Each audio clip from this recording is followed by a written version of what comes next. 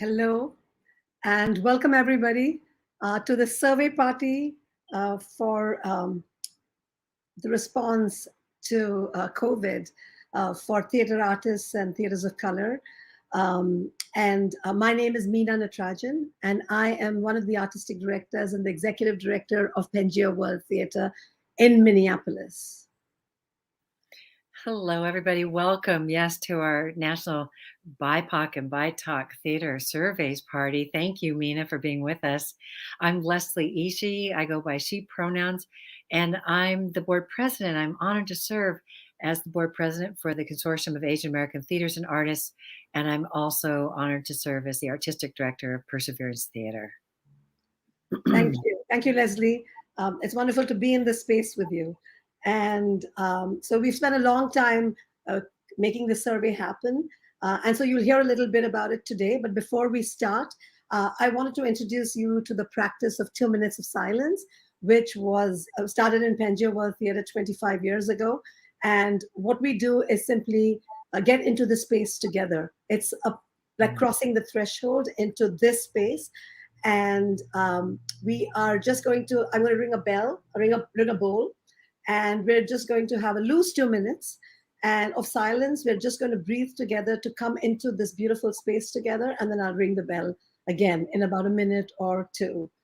So I'm just going to start, and then we're going to jump right in from there.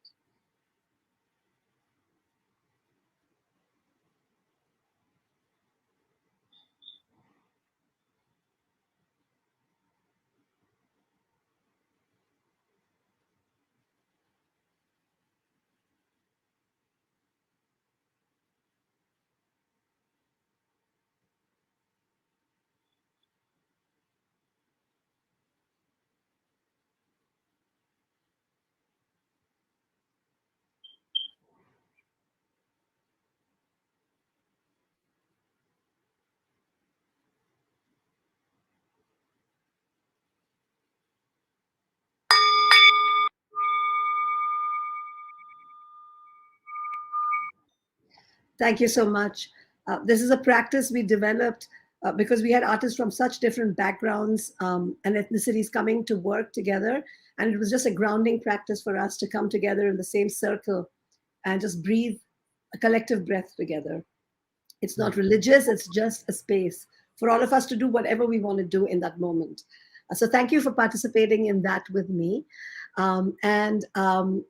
I just wanted to also acknowledge that Pangea World Theater is located in the traditional homeland of the Dakota people. And also we are really honored and privileged to live and work with Dakota, Anishinaabe, and other First Nations in the Twin Cities of Minnesota, and also do deep and meaningful work with Indigenous folks here. So thank you so much for being here, and over to you, Leslie. Thank you, Meena. Thank you for that 2 minutes. It's always an honor to participate in space together in silence. Thank you. Again, I'm Leslie Ishii, and I am zooming in from the unceded territories of the Occoquan peoples here on Tlingit Ani, where we honor the ancestors, descendants, past, present, and certainly well into the future, their culture, languages, traditions, ways of life. And so it's a real honor and pleasure to have been invited to Tlingit Ani to serve as the artistic director of Perseverance Theater. With that, as you've seen me and I already do, it's our practice, and it may be yours as well, to take a moment to acknowledge the respective lands that we are gathered on and the Native and Indigenous peoples past and present that are the stewards of those lands. We feel that if we're going to engage in conversations around anti-racism, anti-Blackness, xenophobia, and other issues of inequity and injustice, it's important to acknowledge the history of how what we call the United States was created, and to name that the oppression and violence experienced by people today is rooted in that history.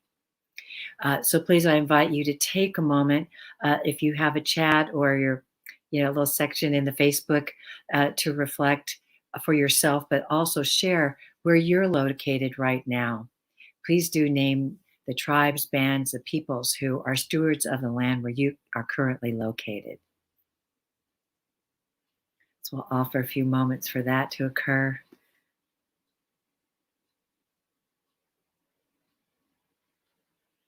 As folks might be sharing that in their chat functions, we also want to challenge ourselves to not only name the peoples, the land, the history, but to ask, how are we naming this history in our daily work? How are we developing deep relationships, being in right relations with the native peoples where we live and work? And how are we shifting practices that push against racist policies and ways of being that we have inherited and continue to perpetuate? That's part of our work, isn't it? Yes. So thank you for those who participated, and welcome to this survey gathering. And we hope that it will be informative and that we will sense your engagement. There's ways that you will be able to share what you're thinking and feeling as well. So welcome and thank you for being with us. With that, we pass it now to our dear colleagues, Alex Meda and Leilani Chan.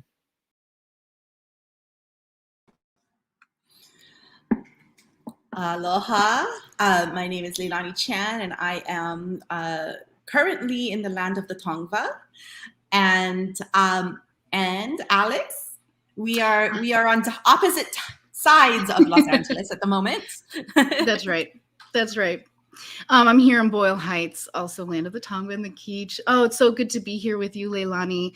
I'm an artistic director of Teatro Luna, Teatro Luna West. Leilani, you want to talk a little bit about you? Yes, I'm a founding artistic director of TeAda Productions. I was born and raised in Hawaii, and so TeAda is kind of our Creole pidgin way of saying theater, but there's no mispronunciation because we made up the word. So you go to the TeAda, that's where TeAda comes from. But many people say TeAda because like teatro, like Teatro Luna, people like to say TeAda instead. I love that it's everybody bring it on the way they like. I love that flavor. Yeah. So Leilani and I are here because we want to hear from you all. So we have 3 little polls that we'd love to engage in with y'all. So if you see the banner down there, it's going to ask you to go to slido.com. So you can do it on the computer you're on. You can grab a phone, get a Padlet, and it's going to prompt you to put in a code. And that code right here is pound or hashtag 603679. You can probably also scan that QR code. All right. I'm doing it too. Yeah. Yeah. So these are some word clouds and some prompts. We just would love to get a little bit of a capture. Since we're not on Zoom, we want to bring your voice into the room, right? That's what's really important to us all here. So I'm going to go ahead and open this first poll. All right, let's see how many of you respond. And the poll is a one-word check-in.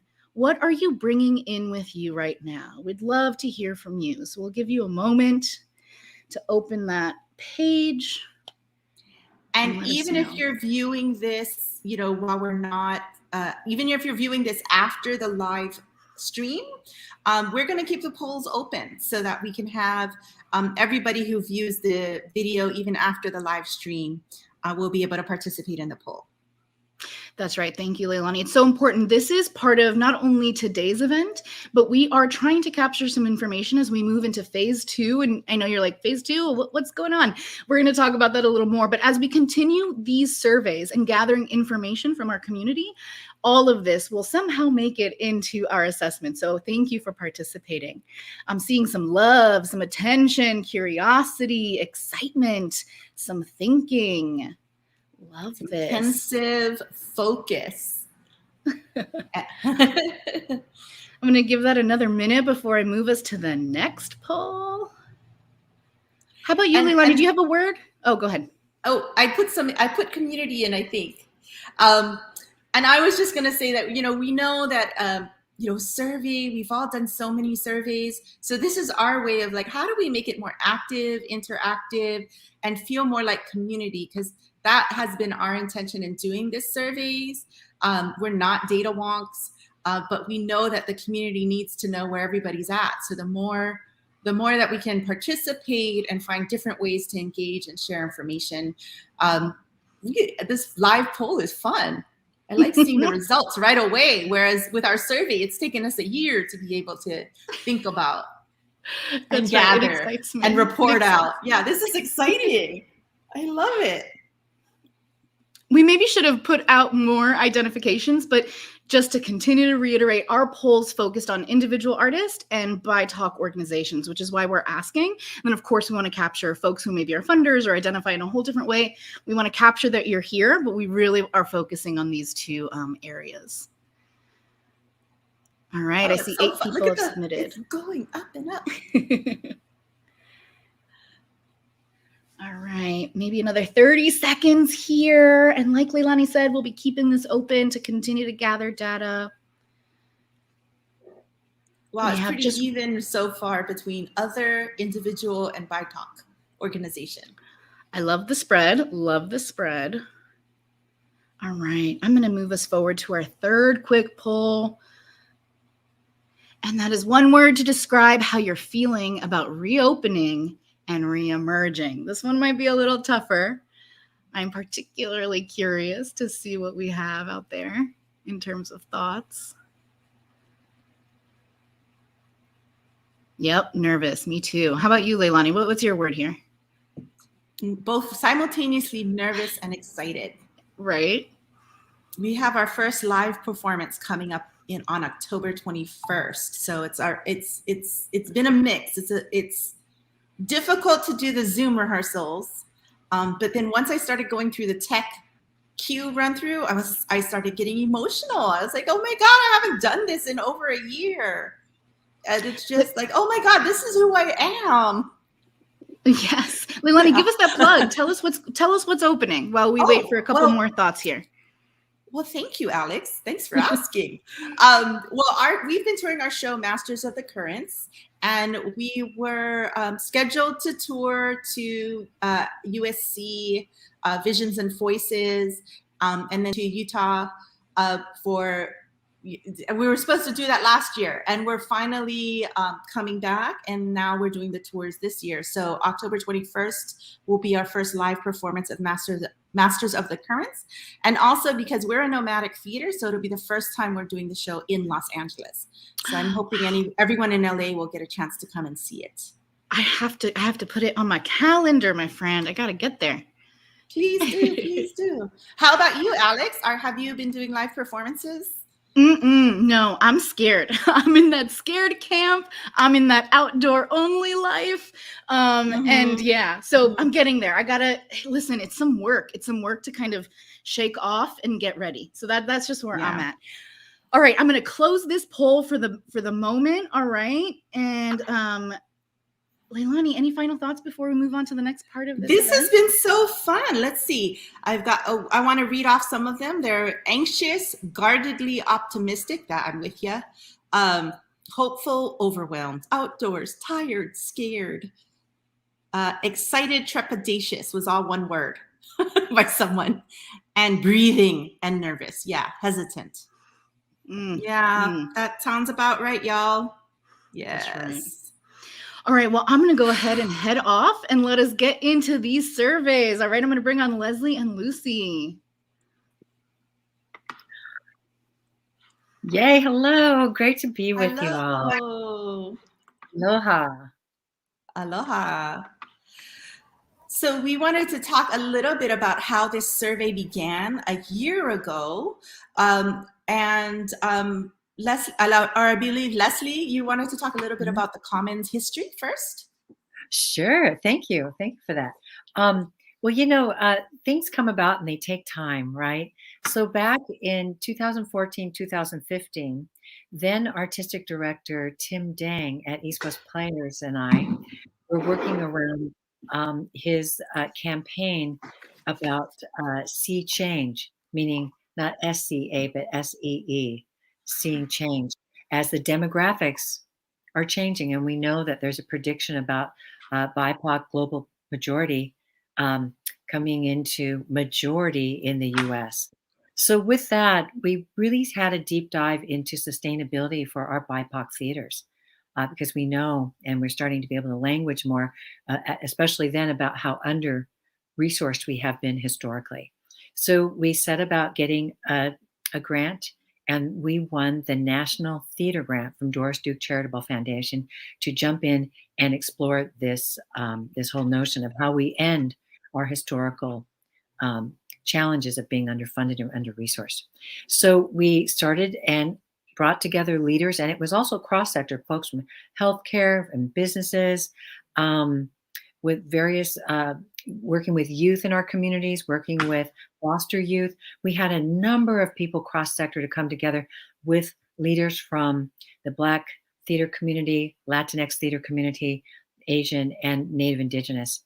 And it was there that we got to be in sort of our first think tank to talk about our sustainability. And also, I'll just share that that was at that meeting, we said, we will never roll without Native Indigenous. It's such a embedded historical kind of erasure to forget not to include them. So we've always rolled with Native Indigenous. And actually, we wanted to make sure we had all BIPOC representation. So then we went to the 2016 Consortium of Asian American Theaters and Artists, our conference and festival, ConFest, and that's when we had the first think tank. Then we started to build some momentum toward the 2018 ConFest that occurred in Chicago at DePaul University's theater department. And we learned that just before that, the Latinx Theater Commons would have their wonderful new work program, Carnival. And but before that, I had in Los Angeles attended their Encuentro, where they brought together many artists, and they welcomed Kata, several of us, to be representatives there to witness their work. And from there, we built momentum into Carnival, a kind of a planning meeting. And a month later, we met at Kata ConFest, all at Chicago. They were in DePaul, at DePaul University as well. And we built some momentum, and we were able to bring funders around the table, actually, with leaders that now from Black Theater Commons, Latinx Theater Commons, Native Indigenous leaders, and because of the No Aloha Poke resistance, we had that activism going on. We had an incredible delegation from Hawaii, Native Hawaiians, very important leaders came from Hawaii, connected with local Native Hawaiians there in Chicago and the Potawatomi Nation as well. And it became a really important gathering for considering our sustainability once again. So then we went into COVID within a year from there. So unfortunately, but we kept this conversation going with what has become the National BIPOC Coalition Commons, this group that also is working around this survey project. So just a little context about how we've been moving to continue to look at our sustainability, our thrivability, what I always actually say. Yeah. So let me pass the baton then back to you, Leilani, just with that little bit of background and going forward then. And that's really helpful, Leslie, because you and our various coalitions have been laying this intersectional groundwork for many, many years. That's why we've been able to launch this survey, not to just focus on the Asian American and Pacific Islander networks, but also that it's been an intersectional, cross-ethnic, cross-racial survey that we've put out there. And I just want to acknowledge Dr. Lucy May Sao Pablo Burns for initiating this survey. Did you want to talk a little bit about how we all got started on this journey with the survey in particular? Sure. Thank you, Leilani. And just please call me Lucy. Uh-oh, can't hear you, Lucy. Oh. Oh, now you're muted. Can you hear me now? No. Oh no! You can hear? I can't hear. What's going on? All right. So, Leilani, hopefully you can read my beautiful lips. But thank you to everyone. I just want to just talk very briefly about how this started, and I approached this and the approach to Leilani actually. So again, hello everybody.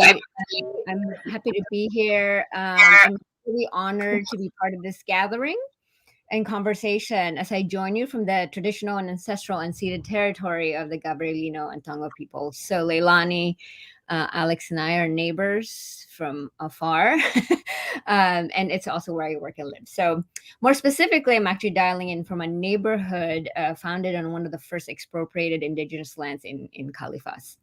So in brief, now I wanted to just talk a little bit about the first iteration of the survey. It was actually designed to document in real time the impact of COVID-19 closures on Asian American Pacific Islander artists and their responses to the closure. It's really, I would say it started off really quite modestly, because it was also designed and conceived to train undergraduate students who were taking my Asian American theater class at UCLA and introduce them really to Asian American Pacific Islander theater practitioners. So I reached out to Leilani, who is a very longtime friend and collaborator, to run this idea by her and then to see if it's something that might be of interest or useful. And so though my previous scholarly work and organizing work, I've not really utilized the method of surveying to gather stories and information. I also had a sense that given the limitations we were faced with in the early stages of the pandemic, I wanted to access various methods in which this unprecedented moment in our lives, our responses to it as theater artists, can be recorded and represented. I had imagined that the information we would gather, the data, if you will, would be a springboard to open up how we would narrate moments of our pandemic lives to ourselves and to each other. So this project is really less about the datafication of our experiences, but rather the appropriation of multiple methods of storytelling. Just, if I wanted to really, I was sort of like Leilani said, a data wonk. I would be collaborating with very different people, I believe, and someone else who did that work. So, but in other words, I just want to end with the survey was never meant to be the answer. It was always intended to open up conversations on erasures, underrepresentations, resources, and theater practices. So I'm just really honored to be a part of this amazing, amazing group. Many of you, or a number of you, I've knew from a different life than before, and it's wonderful to sort of circle back to be with you to this past, I don't know, year, 9 months or so. Thank you, Leilani. Anything else? Your hard work, Lucy, for bringing us together. Professor Burns, I should say, since I've known you. I've known Lucy since before we were both official titled people, but just to say thank you so much for initiating this. It started off with a call from Lucy to me to say, hey, can her students help us gather this information? And then of course I called Leslie, who is the board president for the Coalition of Asian American Theaters and Artists. And Leslie had already been in conversation with all of the networks that she mentioned earlier. And she said, whoa, wait. Maybe we can make this across all of the commons and make it a more intersectional gathering of information. And that's how it became a very collaborative process. And even though Lucy jumped on this immediately, like I think it was within the first week of lockdown, Lucy already had a sense that this needed to be done. So thank you so much for that, Lucy. And here we are trying to launch phase 2 of gathering more information and stories and making sure that this is about connecting with each other. So next, in the name of connecting with each other and not having this just be about data and information, we really wanted to invite a couple of our colleagues and friends from the field to have conversations with them. And so Lucy and Leslie is going to start that conversation with Rhiana, and I will hand it off to both of you. Thank you so much, Leilani. And thank you, Lucy. Wow, what an opportunity to really move into new paradigms with information that we've gathered. And that, thank you to those in the field that filled out the survey. There's more to come, but you're helping us really to build new paradigms and to have data that's by, for, and with us. So thank you for that work and that vision to come to us and support us to be a part of this project. Now it's my honor and pleasure to get to have a conversation, an ongoing conversation with us, knowing each other already, with Rhiana Yazzie, who is a 2021 Lanford Wilson and Steinberg award-winning playwright, director, a filmmaker, and the artistic director of New Native Theater, which she started in 2009 as a response to the lack of connection and professional opportunities between Twin Cities theaters and the Native community. You're also, Rhiana, I want to lift up that you're also a Bush Foundation Leadership Fellow and recognized with a Sally Ordway Award for Vision, which I know you for having vision. And you've been a Playwright Center Fellow multiple times and a core member there. Thank you for being with us. You honor us, and I know you are a citizen of the Navajo Nation. And we've seen your plays from Alaska to New Mexico, including in Carnegie Hall's collaboration with the American Indian Community House and the Eagle Project. Thank you for being with us to have this conversation. Yeah, thank you for thank you for that great intro, and thank you so much for the invitation. It's good to be here in the space with you. Yes, thank you. Well, I know you and I had a chance to kind of get a conversation going, and I always love my time with you. So to be able to share some of that with our folks tuning in here, I just wanted to lift up, this survey, and we don't want to be just data driven, like Leilani was saying, and Lucy, but instead we also believe how important the relational is. So getting to talk and be in relation here and share some of your thinking and your stories, your own personal experience, means a lot to us. You're such a revered leader. So thanks for being with us again. You and I talked about the dynamics in our field and what that means for us as BIPOC artists versus the larger mainstream too. Anything in particular you want to lift up there? We named a couple of things when we were first chatting. We named like the theater careers often based on a promise structure. Yeah. Wow. When you named that was so interesting to me. You put language to that. Can you talk a little bit about that?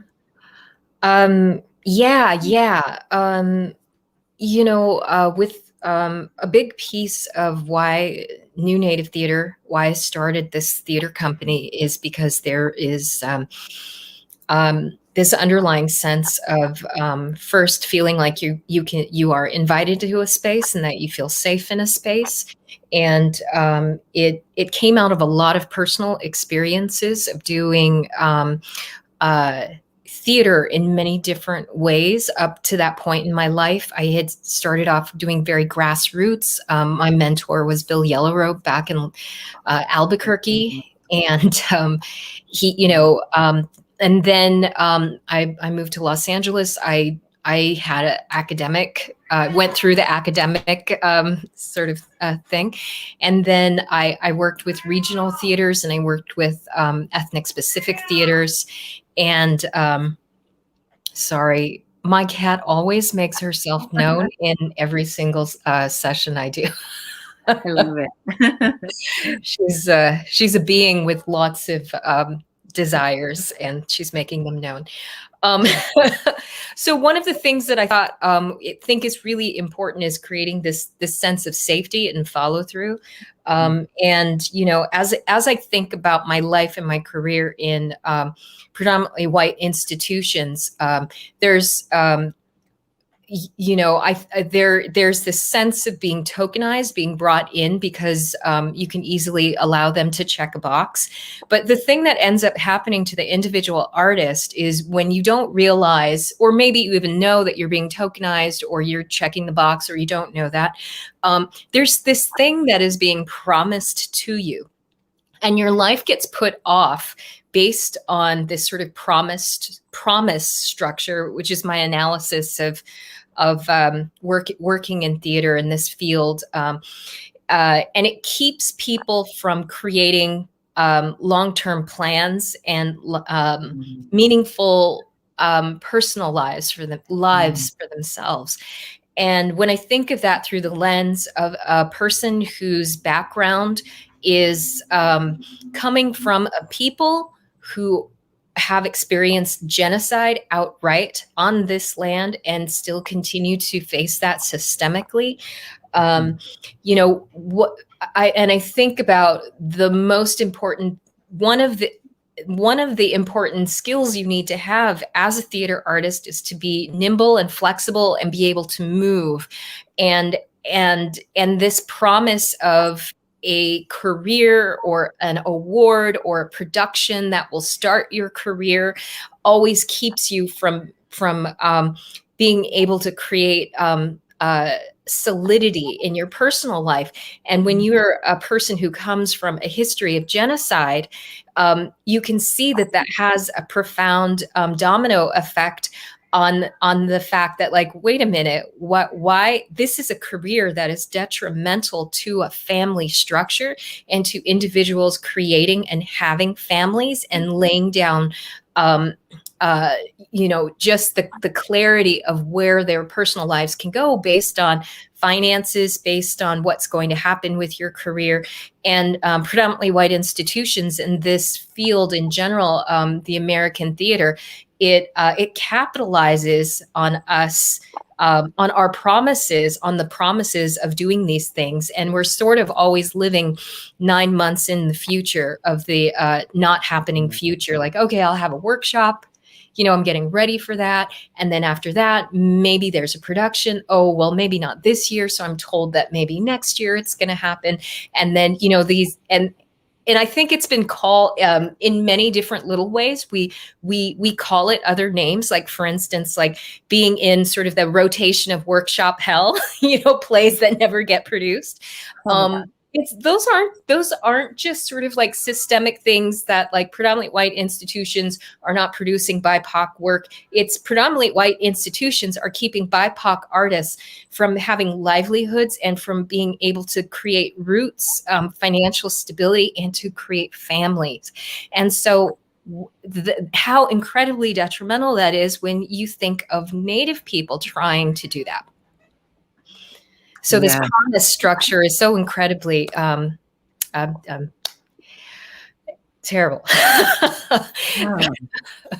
I think, things that I think about, yeah, beautiful. That's powerful. I love that you understood how to name that. The things that I've thought about for years. And when you said a promise structure, I'm like, oh, that's it. Oh my gosh, wow, just encapsulated it.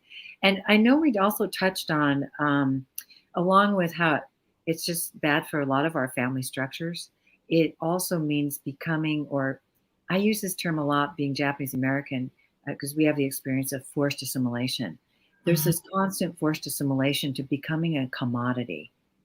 We touched on that. And then we know now, with thinking about COVID and the impact, we know now that there's a term called weathering, that over generations of weathering oppressive patterns, all the oppressive systemic, issues, that there's generations now of whether it's diabetes, heart disease, high blood pressure, all the things, that it's not just, oh, I didn't have a healthy diet in my life, I've got high blood pressure.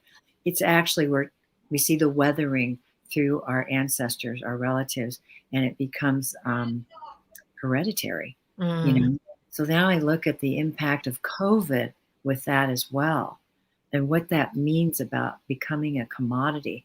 And I was telling you the other day that I was in a class as a guest to support some processes, creative processes, and one of the students spoke up and said, "Oh, this is great because we're more spiritually connected here as our full humanity." In the other class, we were told to these are actors getting ready to be in the business. We were told to get ready, and because you're a commodity. And the classroom kind of gasped, like, that's right. So I know we were talking about that. If you want to share thoughts further on that, because that was powerful to think that they're teaching our artists that, Yeah. I mean, I often think that the white American theater is the perfect microcosm for the white supremacist system that is our culture, that is Western European culture, Judeo-Christian Cartesian the culture that is this worldview that this government. And this is what the worldview is, right? And so it's all based on this system of capitalism and imperialism, right? And for us as artists to not see that or know how we're playing into this system continues to uphold and continues to make us complicit in that system, right? And so I'm totally not surprised to hear that that's just an outright thing that students are being told, that they are commodities. Because I think as a BIPOC artist, we've always felt that, like, gosh, we feel like if I am not absolutely perfect, they are going to replace me with another brown person just like me, because I'm replaceable, right?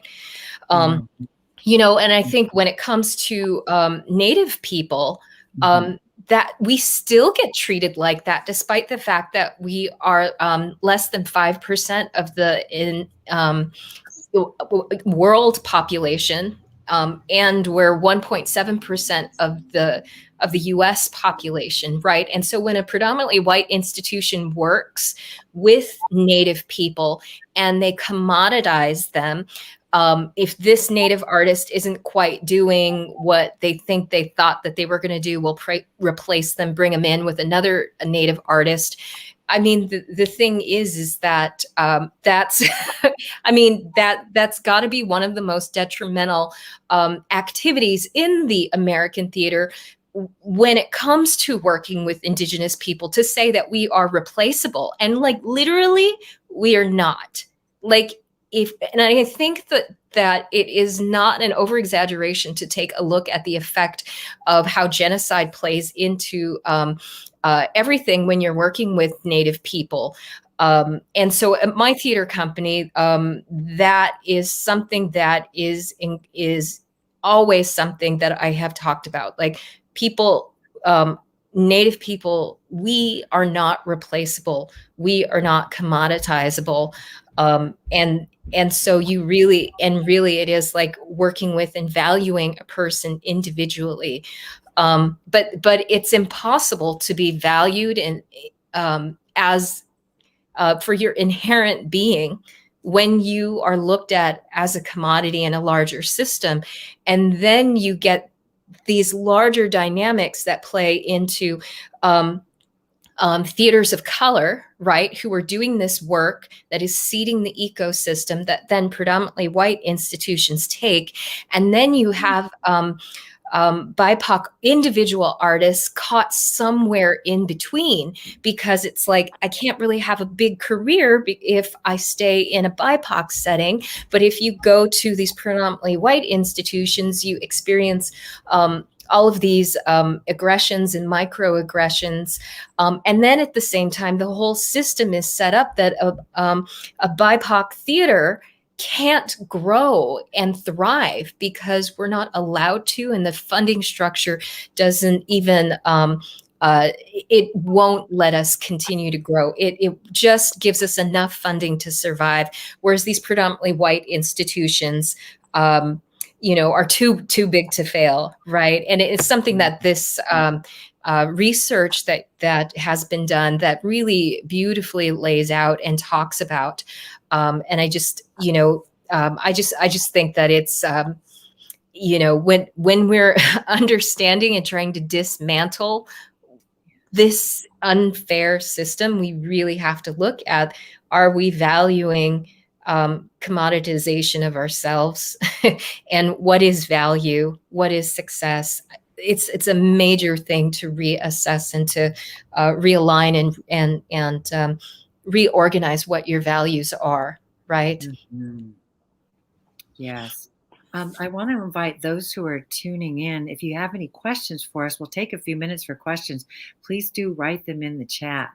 And as we pause for a moment while folks might be doing that, Rhiana, I want to go back. You mentioned when you started looking at the one sheet of the survey, and I know you were looking at some of the other data too, the report. What struck you? You had a few things, maybe new things have come up since, but anything in particular that struck you? Well, yeah. One of the things that I thought was I was so like, wow, you writing this into this report is recognizing that this is an industry built on inequality, and I'm just going to read here, relying on ingenuity, passion, commitment, and labor of BIPOC people, and that subsidizes a system that denies them access to resources. How much work and passion and ingenuity happens in BIPOC spaces in order to keep these organizations running. I mean, if you were going to put a financial number to that, I mean, I know that at my theater company, there have been years where a good 10 months out of the year, I'm working like 14-hour days, just to keep the organization alive, right? And on very minimal funding.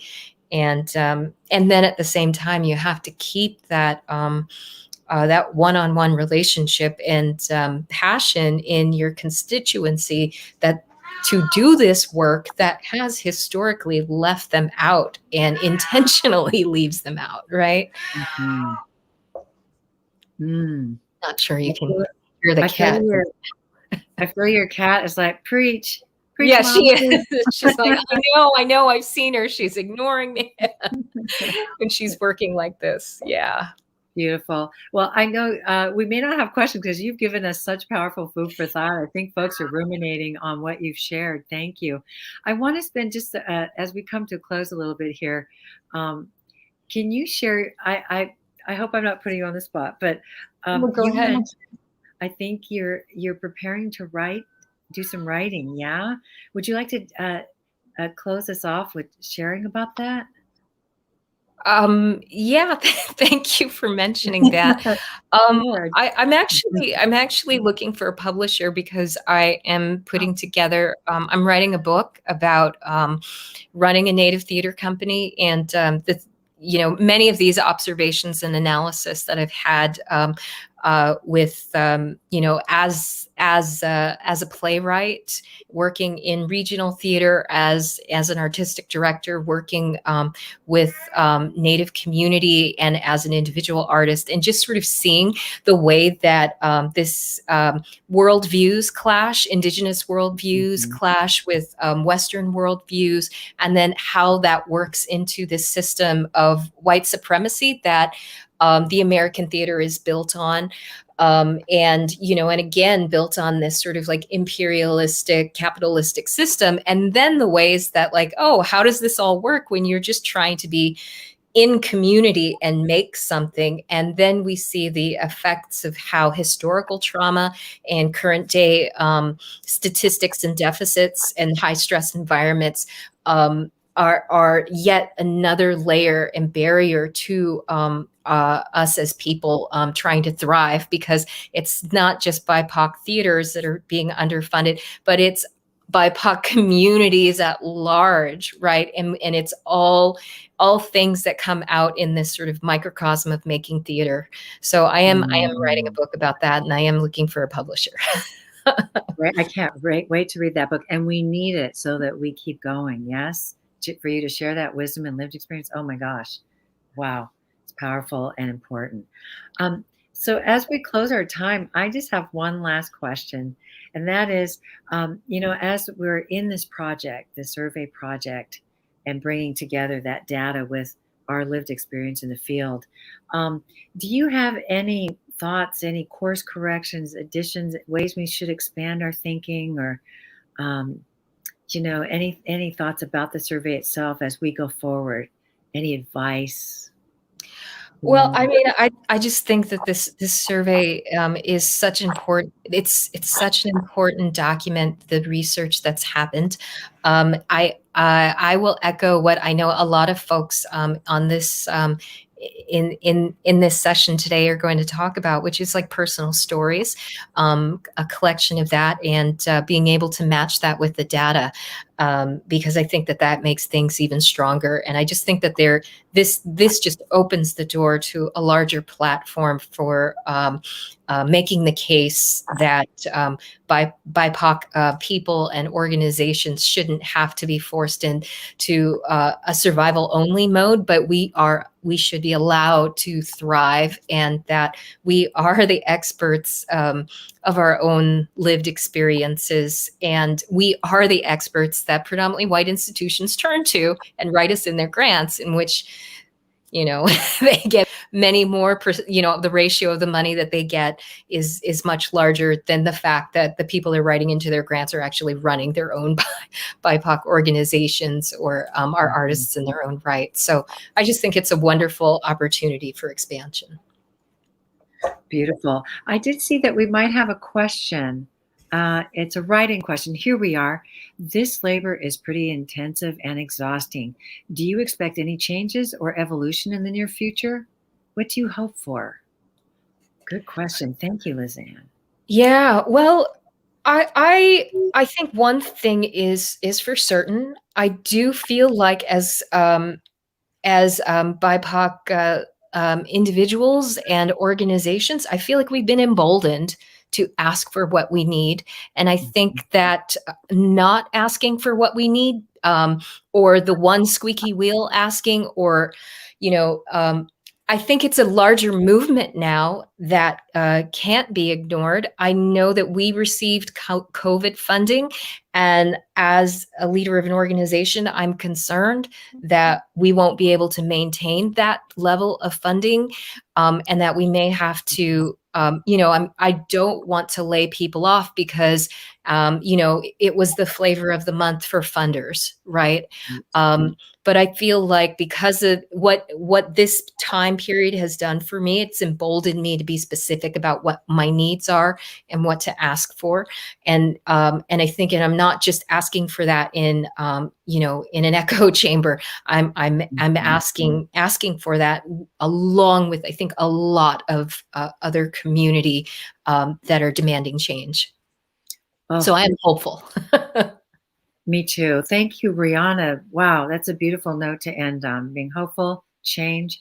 And we hope that our survey project will support all of you, all of us, to do that, change these paradigms, yes, and end being historically underfunded and under-resourced, but to thrive.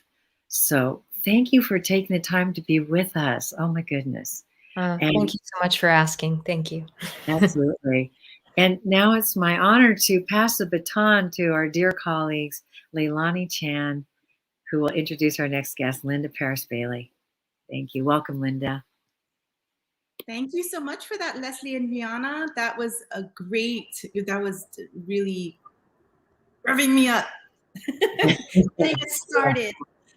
So I would have the great pleasure of introducing Linda Parris-Bailey, and I am going to try Linda Parris-Bailey's methodology of the 4 Ps. And with your permission, Linda, I will give it a try as a way to be more interactive in introducing you. So I will start with the first P, people. Who are your people? What is your cultural or familial, racial, gender background that informs who you are and grounds your thinking? Okay. So my people are Southern and Northern and Caribbean. My people are storytellers and story lovers, truth tellers.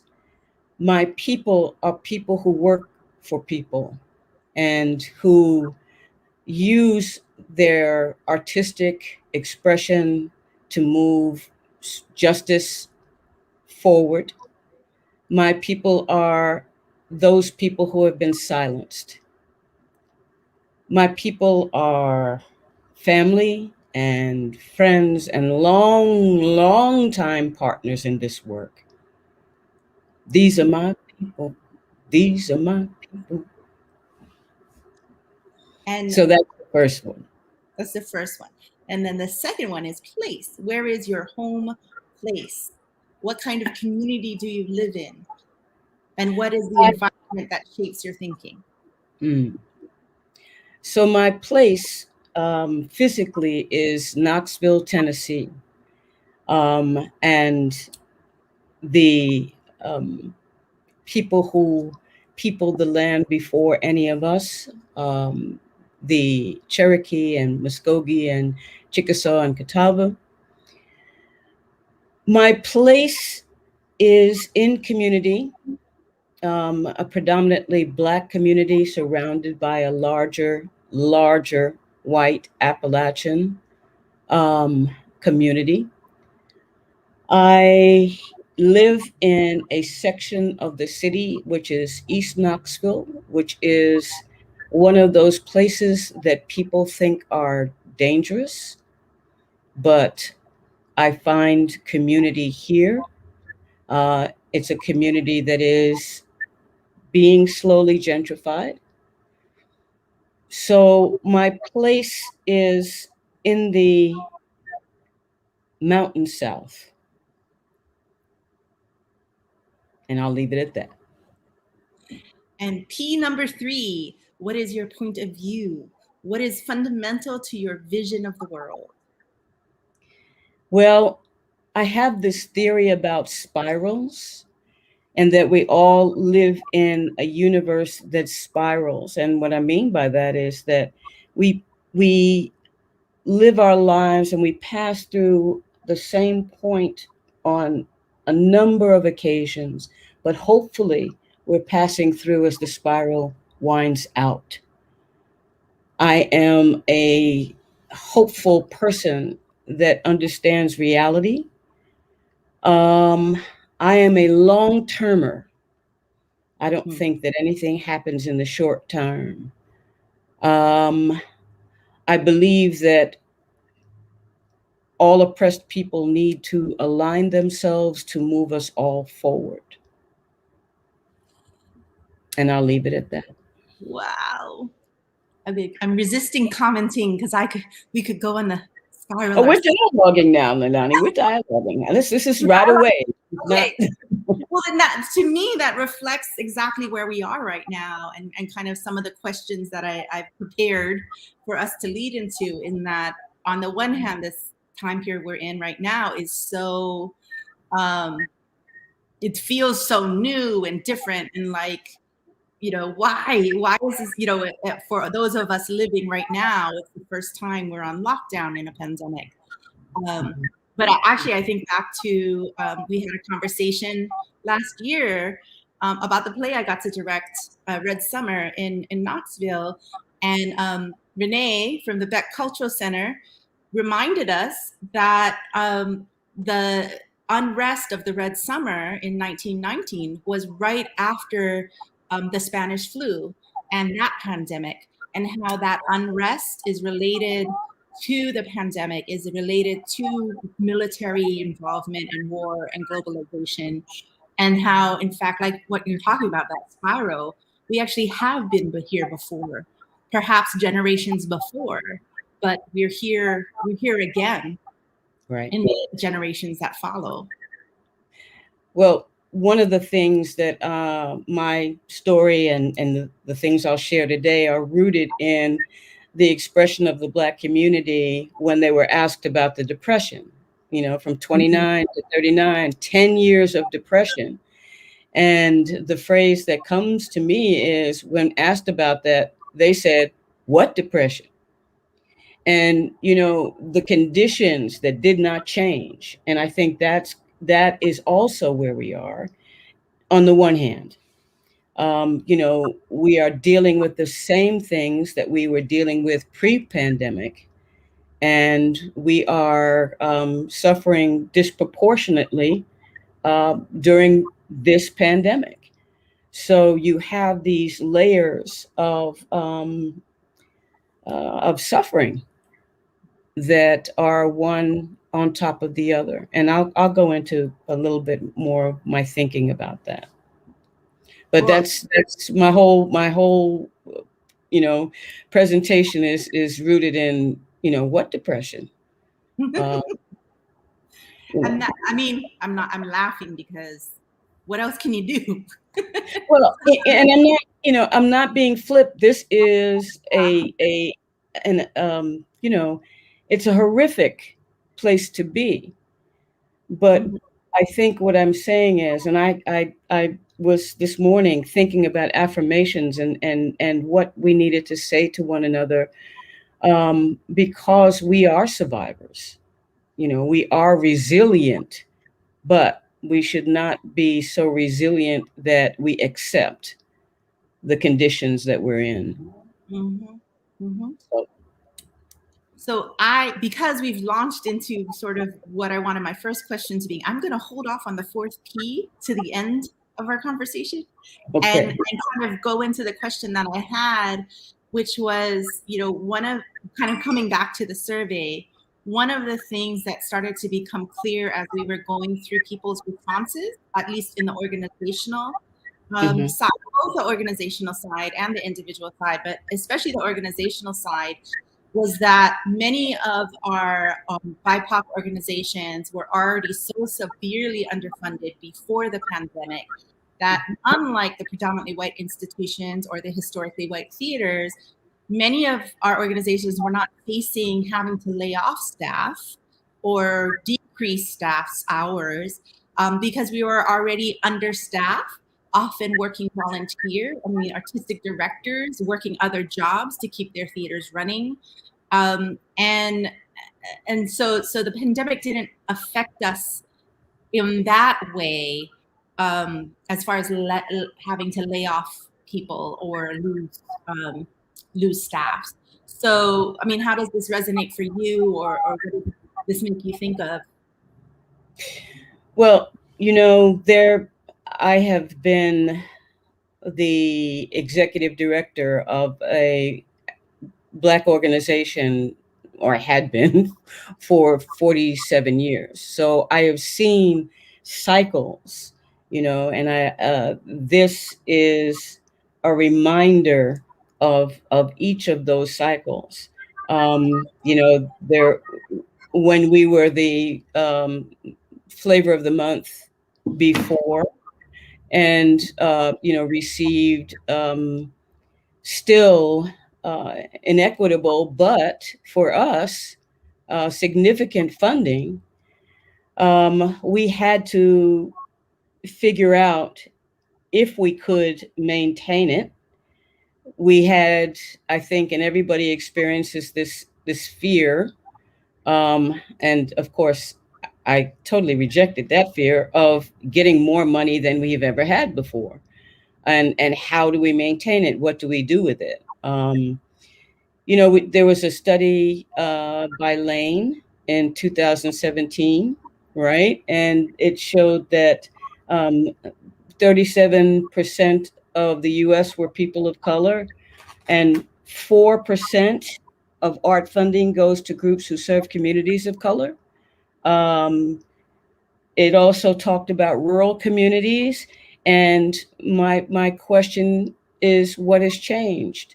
If I were to share a couple of stories, one, I attended a meeting in Kentucky, and because of the discussions about equity and the institutions that were forced to make statements about their equity, I went to a meeting, and the organization, large funding organization in Kentucky, had changed all of their guidelines so that they could include people who had a wonderful community practice.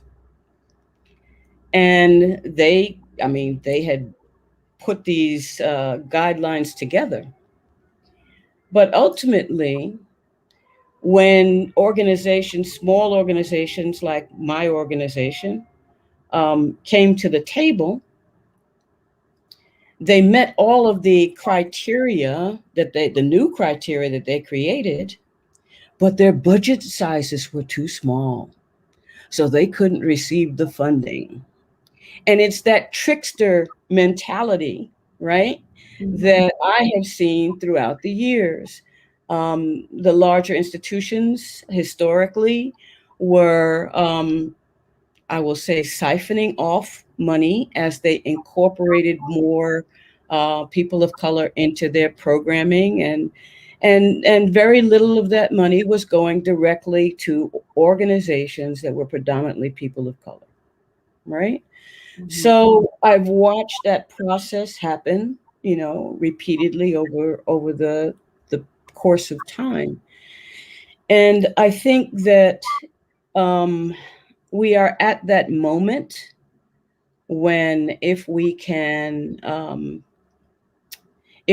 get control of the resources directly, that we may be able to make some significant progress. We are at a moment where we have had a new movement, and if anybody has studied Black theater history, and its alignment with movements, whenever there's a movement and we are more visible and our voices are heard and we are more vocal, then we are able to garner more resources for a while, right? And I think we're in that moment. And how we take advantage of that, I think, is really the question that we need to answer, all of us. So I'll give you one other. The last TCG conference that I attended, and there was, I think it was their Leaders of Color meeting. And I walked into the room, and these were executive and artistic directors. And I was so thrilled to see like almost 300 people in that room, right? I'm like, whoa, this is fantastic. And then I raised the question, how many of you work for Black or, organizations of color? And literally there were like maybe 5. And my heart just dropped. And I know, as as a leader of an institution, that I can't offer the competitive salary. I can't support you perhaps for the long term, because we are still relying on grants and contracts and and touring, which was non-existent for 18 months. So where are we headed? Where is our progress? What are we doing to support our institutions? So that's a question for a question. And I remember one of the things you've told me we've had many conversations along the way of my journey as well as an artistic director. And I remember one time you saying, like, we just don't make the income from individual donations. And that just was like, I've been hitting my head against the wall for over a decade trying to figure out the individual donations. And I do think it comes from that structure with this idea that, well, we're going to give you, and I feel like we're in that place again, we're going to give you the rescue funds, we're going to give you funds to stick around. But when that funds go away, there's sort of this expectation that we're going to find those individual donors in our community. But if our communities are low income, our communities are struggling even to get citizenship or healthcare or survive, fighting against genocide, how are we going? That's just a misnomer to expect us as a nonprofit to then replace that with individual donations when the communities we serve aren't in the 1%. For us, it's built on it's built on a model of contributed wealth. All right, and I'm sorry, but we don't have a whole lot of sugar daddies in our communities. We have people who struggle. We have people who, when they get their money, will support an educational institution, support an after-school program, support those things that are vital to our community. Or they will get on boards. This is something that was shared with me, and I'll tell another story. But or they'll get on boards. Those people we're talking about the mid-level, right? People who own construction companies and these kinds of things, and what they're looking for is relationships with other people with money.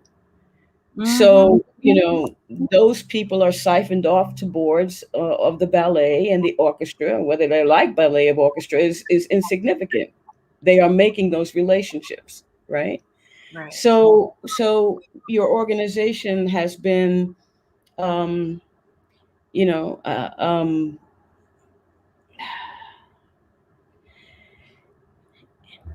it's been working towards a model that is not, that can't be adapted to who we are.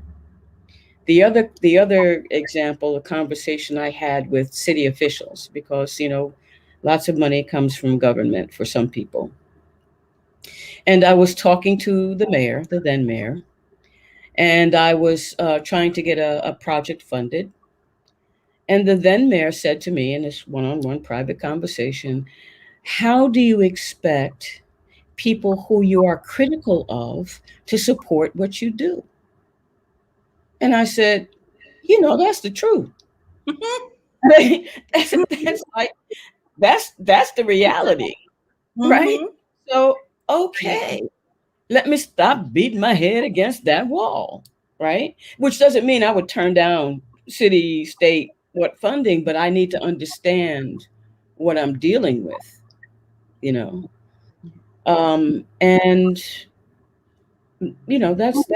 that's where we have been historically. And if I think there's any change in that, I think it is because of this revitalized movements, Black Lives Matter, and people being in the street again, and people witnessing and understanding what actually happens, and that all those stories are actually true because you can now see them, right? You can now see them on your phone. So I think that we have to understand the benefit of that for all of us, and that we are telling those stories. And I think that,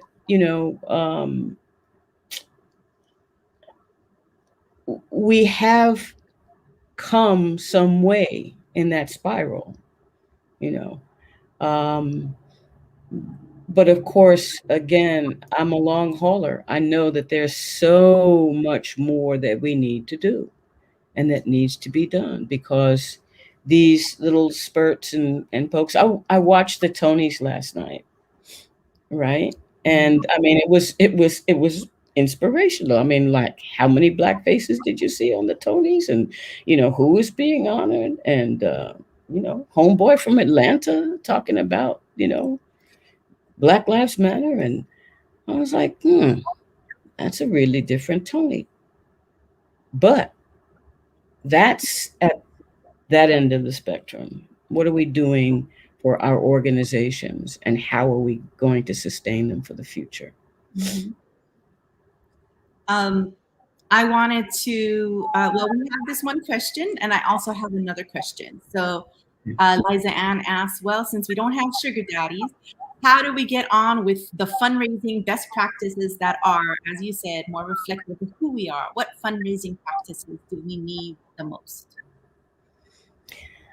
I have asked this question over and over and over again. And, I think there are some answers in the virtual world. I think we are seeing resources from the virtual world that we have not been able to utilize to our own benefit before. And I think we're going to have to look into what the practices are that are revenue producing, that bring money to us in this time of the field. And I know that people have been looking at everything from the smallest, which is like the GoFundMe campaigns and whatnot, to investments and Monica Bitcoin, and all kinds of new investments. I think we have to continue to rely on service, and we have to make some decisions about whether or not we want to codify and monetize our practices. And I think that's a decision, because it hasn't served us well in the past. So much stuff has been stolen that we need to make a decision about that. But that's the way some people have monetized what they do. The old, especially at this time of pandemic and post-pandemic, the old models are not serviceable, not, the touring model, which really only kept you probably even bored, if that, right? The services model in times where people are cutting back on services, those things are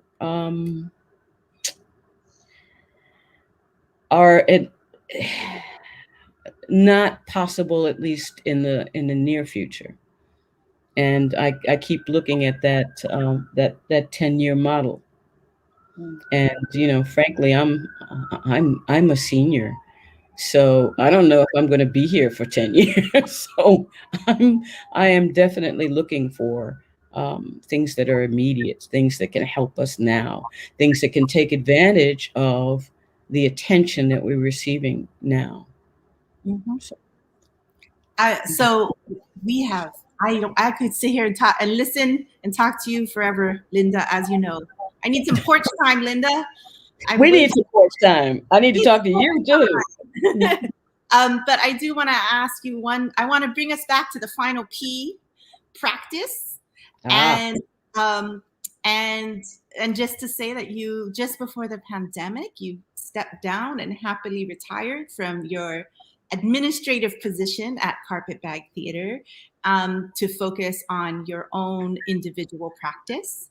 And I would love to have you give us a quick update on how that's going, what you're doing, and what's happening next for you creatively now that you have this freedom, one thinks. How's it going? Well, as Nayo used to say, it's going. I would say that my first project after leaving Carpetbag, I retired and immediately founded Parris-Bailey Arts. So I'm not retired. I'm just the project that I'm working on now is Yankee Bajan, and Yankee Bajan is the story of a family who gets really fed up with all of the things happening currently in the U.S., and they decide to leave and become expatriates. And they go to my family's historic home, which was the island of Barbados. And they want to live in a place where there is leadership and ability and power in the hands of people of color, Black people. And it's a play with music and also a lot of imagery.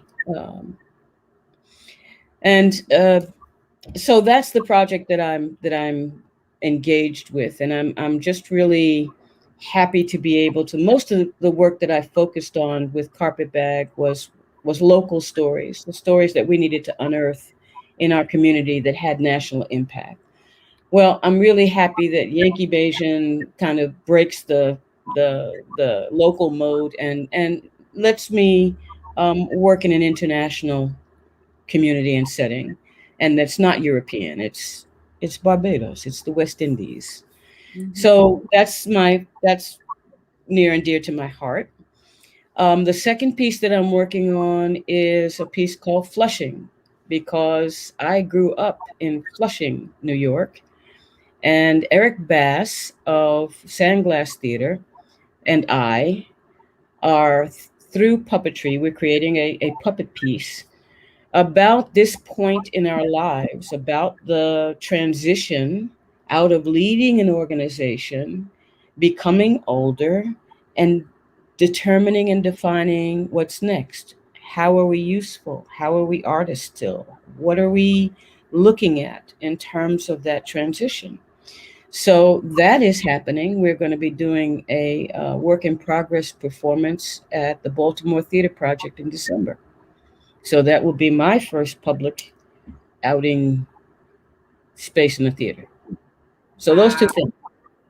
Great. When is that? December. It's mid-December. Yeah, we go in mid-December, and I don't really remember the dates, but we'll be at the Baltimore Theater Project. Well, I can't wait to see this work. I am so thankful that you've been here to ground us and give us some perspective with everything that is going on in the world. I am so thankful that you've been here to share this time with us. And with that, I will pass it on to our colleagues who have the next thing on the list. Thank you, Leilani. Thank you, Linda. Armando. Thank you, Armando. Hi. Hi. Hi, everybody. Hi, everyone. Monica. Hi. I'm Armando Wika. I'm calling from the ancestral homelands of the Tongva, here also known as Boyle Heights, neighbor of Alex Meda, who we met earlier. Olga, where are you calling from? Thanks. I'm calling from Indakana, the homeland of the Abenaki, the Western Abenaki, and the Abenaki as a whole. It's basically what we think of as New England and Quebec, Canada, colonially, but Indakana. Monica? Hey, everybody. I am brought to you today from the lands of the Massachusetts people in the Boston area. Groovy. And our task right now is we're going to talk about the survey itself and some things around the survey. In particular, who was surveyed, how, who responded, what was asked, what were the trends that we saw, what were the recommendations that emerged from that after we kind of distilled a lot of information that was we're so grateful to have that folks were able to share with us. And then next steps, what we're thinking might be the next step for this project, this collaborative project of research.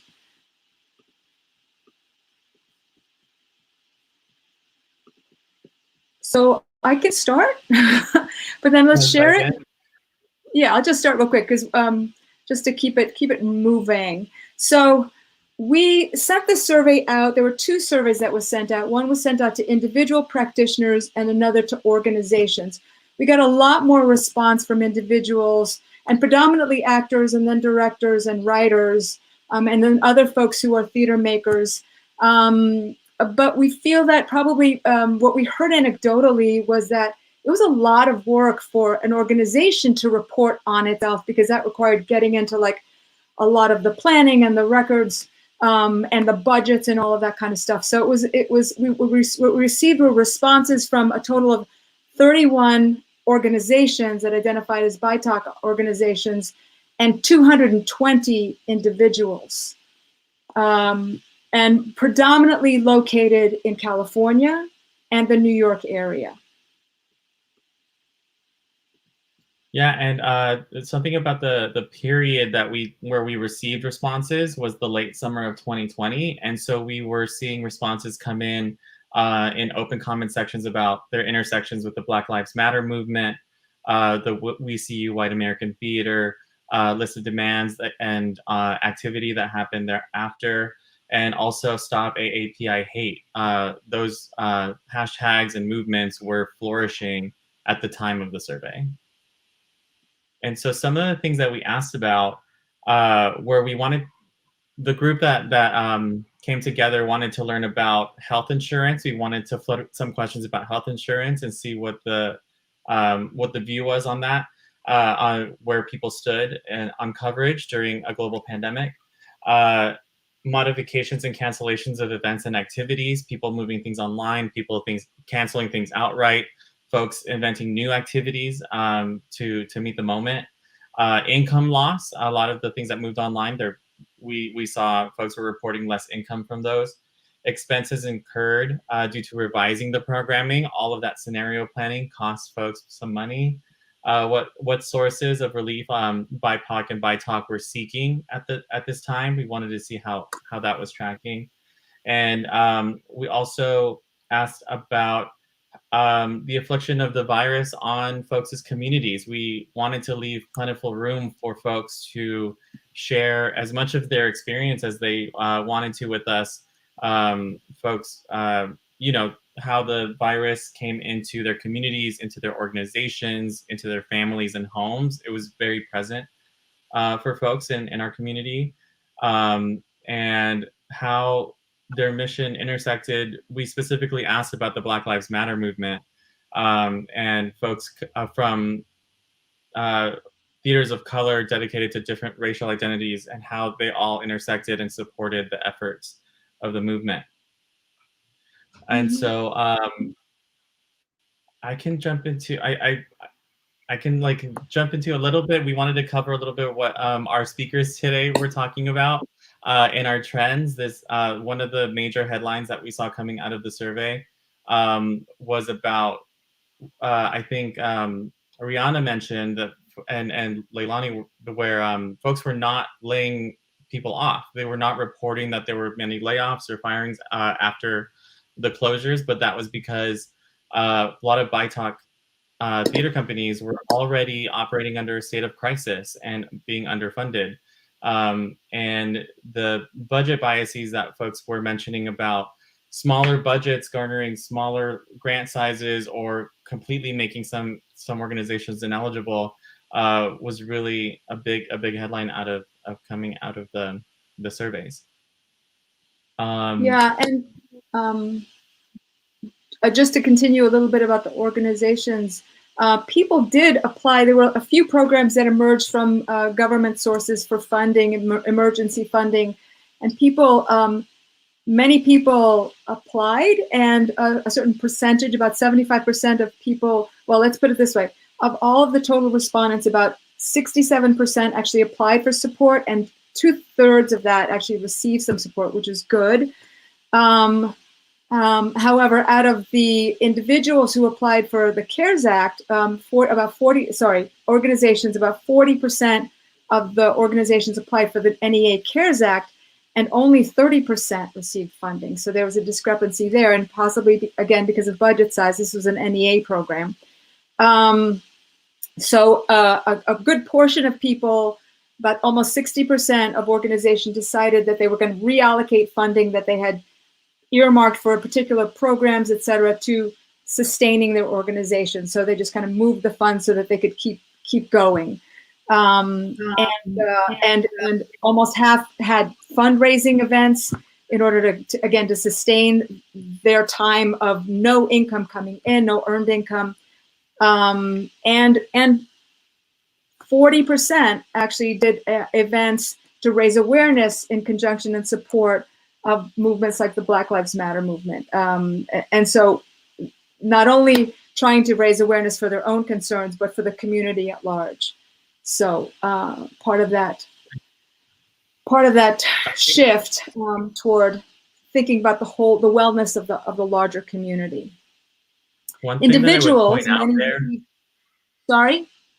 One thing that I would point out there, Olga, about the grants was that what you mentioned about the folks who were the higher rate of awards coming out of like the payment protection program loans, the small business administration loans. We saw that like 75% of the organizations that applied to those got those grants, but that a much lower number came out from the NEA CARES grant program. And I know that the loan programs were eventually, some of them were converted into grants after the fact, but I just wanted to note for us that we're seeing the disproportionate effect in the relief programs and the recovery programs, at least at this point last summer. Right. Thank you, Armando. One of the biggest issues that came up, I'm sorry, Monica, did you want to say something? Sorry. Okay. No, you got your coming up. So one of the biggest concerns, of course, was healthcare. In terms of individuals and how they survived through this, there were stimulus checks, there was some unemployment benefits, and then there was non-theater related employment. So people were not going to find income through any theater making. And similarly, we found a similar correlation with healthcare. Many people did thankfully have some kind of healthcare, but it was not through the theater. 80% or so of the BIPOC, the individuals, responded that they had healthcare, but not because of their theater. Some people ended up opting to buy their own or do some kind of Obamacare exchange. But again, nothing from the field, which really pointed to, and we know this, just how much burden was placed upon the individual and unaffiliated theater maker. And in cases where theater makers were employed by BITOCs, by Black, Indigenous theaters of color, many of those ties had to be released because there was simply no funding to support ancillary beyond the smaller. And most of these companies that responded were within $100,000 to $500,000 budgets. That's the majority that responded. So, yeah.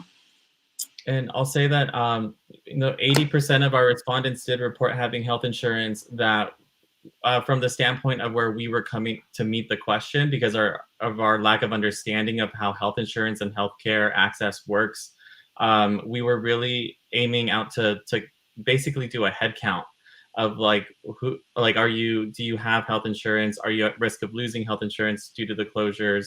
Are you gaining health insurance recently? And kind of tracking that, access to health insurance. But in our open comment section is really where we started to hear folks mention about the quality of the healthcare insurance, right? Is it high deductible, high premiums? How realistically are you able, or is it, a state program? And so out of our recommendations, this is a key one, is to further study on how healthcare is working and healthcare access in BIPOC and BITOC spaces. Mm-hmm. So one large overarching, which we haven't mentioned in this dynamic, but has been mentioned a little bit earlier today, was how much our theaters relied on the generosity of the community to sustain programming for the community. And that meant in some cases volunteerism, extra hours, offering events for free that again gets parlayed into volunteerism, and which is unsustainable, unfair and unsustainable. And that was a thing that we saw repeated again and again. People were very generous to continue because in many cases, the work that's being created by our culturally identified organizations is the only such representation and the only such nourishment for our communities. And there was a sense of responsibility to continue to provide that, especially in these times of isolation and fear and sickness. And so many people pivoted to online, but that then became a burden on the organization that may not have had the resources to pivot that way as effectively, as quickly, or the technology or the training. So there's so many other expenses that emerged out of that, and that ended up coming back to the people creating the content to offer their services at a lower rate, if not free. Should we move to the recommendations or the next steps? Maybe the recommendations that emerge from this and then next steps? Yeah, I can do the next steps very quickly. Essentially, based on all the information that was found, we found there's further study needed of BITOC and BIPOC theaters. The focus on the next phase of COVID-19 pandemic and reopening. So we want to track what's happening in real time in order to be able to study the trends that emerge from that. We also want to be able to identify preparation strategies, adjustments, and industry-wide efforts toward equity. And so, and I think a lot of this will happen simultaneously.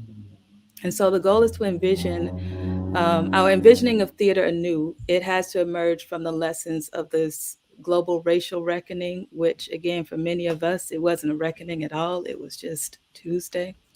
And the devastation of the theater industry. Again, it's something many of us have been experiencing as an ongoing process.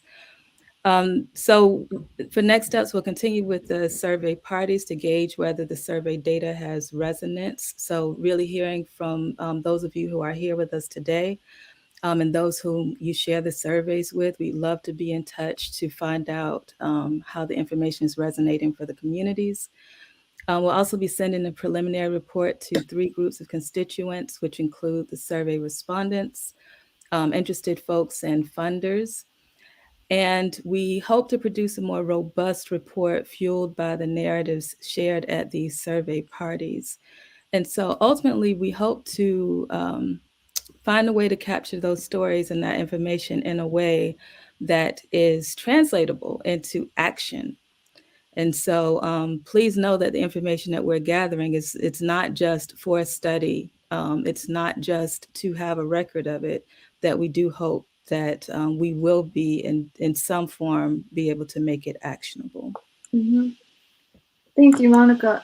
Just really quickly, because we're at time, but the preliminary report, even in its preliminary state, we were able to offer 6 recommendations, particularly geared to funders. And 3 of them have to do with organizations and 3 of them have to do with individuals. So quickly, the 3 about organizations, again, to funders, is that diverse and culturally informed funding streams be established to support the unique infrastructures of BIPOC. That the current metrics by which money is distributed has to be reviewed. And that support for long-term sustainability of our BIPOC, our theaters, our Black, Indigenous theaters of color, really be enhanced. And then for the individuals, a much deeper examination of healthcare support for individual artists, BIPOC artists, subsidized fee-free skills training in online technologies that can, because now we're seeing how the field is shifting, how do we strengthen our ability to make that work? And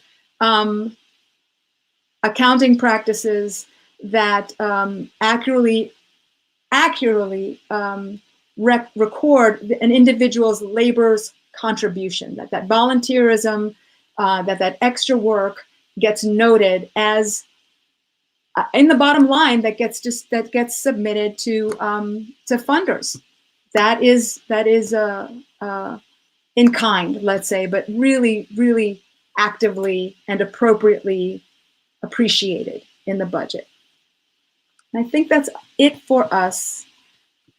Thank you so much for this opportunity and for your participation, everybody. Yes, thank you all. Thank you so much for that hard work the 3 of you did in analyzing the data. So many, again, it's primarily volunteer time put into taking in this data and reporting out so that we can then work together to create change. Whew. So what we want to just remind everyone that this was just our initial beginning to connect with the information that we've gathered over the last year.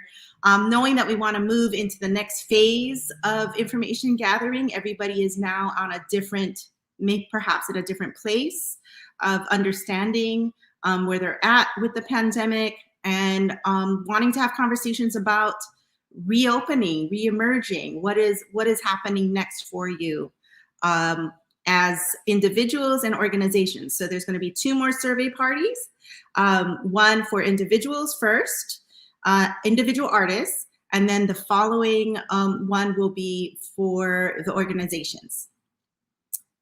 Leslie, are you, can I hear you? I couldn't hear you. Is it me or is it you? I can't hear.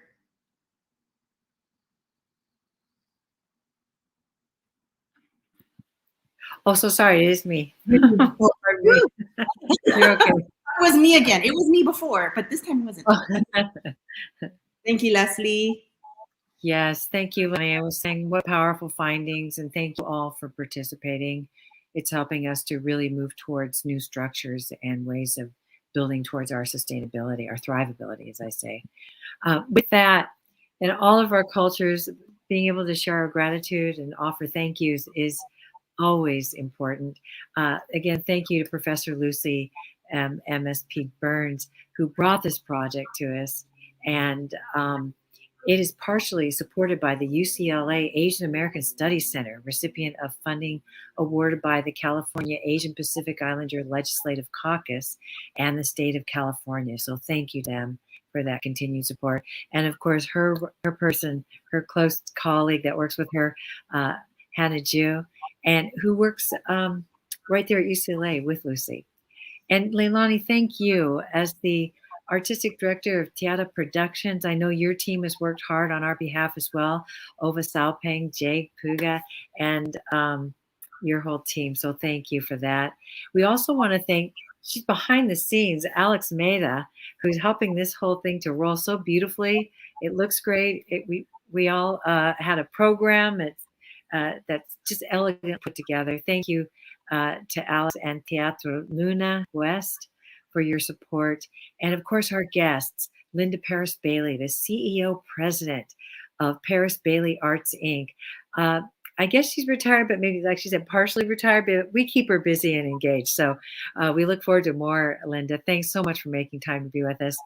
And also, thank you so much to Rhiana Yazzie, the Artistic Director at New Native Theater. Your insights also so powerful and important. And we appreciate the time you took out of your busy schedule and working with communities to be with us. We also know that you're a member of the Twin Cities Theater of Color Coalition. We want to lift them up because we have relationships with those folks that are part of our Coalition Commons, and we appreciate their unwavering support, as we do also the Black Theater Commons, the Craft Institute, the Latinx Theater Commons, the Native Indigenous artists that work with us, all the individual BIPOC artists as well. And thank you to our dear home or host organization, the Consortium of Asian American Theaters Artists, and this National BIPOC Coalition Commons. Without this survey team of folks who belong to that commons, this project wouldn't be possible. I know there were a few not on camera today, so thank you. We'll add them in. Thank you to KT Shorb. Mina Natarajan was here for a moment, and Patricia Garza. Thank you for being a support to this project, and we look forward to continue to work with you. And to all of you viewing and tuning in, and we say this for ourselves too, please connect in with community, with your family and friends the best you can during this pandemic. It's really important that you do not isolate, be safe, and visit also our website so you can see what's going on and keep learning from each other, really, right, around these issues. So please do visit www.bipoctheatersurveys.com so that you can RSVP for those gatherings that Leilani was just sharing about, but also so you can keep up and utilize that information as you need to. We did this for you. So thank you for your participation in the surveys. We look forward to more engagement with you.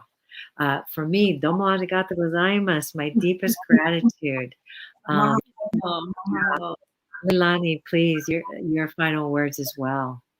I'm just so thankful to Alex Mena for really being behind the scenes and making us look good. And also, many of the folks we may not have gotten around to naming. There's been a lot of people involved in helping us prepare the surveys, distribute the surveys, collect the information. And as Leslie said, this is for the community. We're not interested in hoarding the information, but we want to work together with all of you to create sustainable change, so that this isn't something that spirals backwards, and that we can really change the ecology of our field moving forward. So please join us at the next survey parties. We promise to have more polls, more interactions, potentially breakout groups, where you all can participate in the conversation as well. Thank you for coming. Mahalo, Louise. Stay safe. See you at the next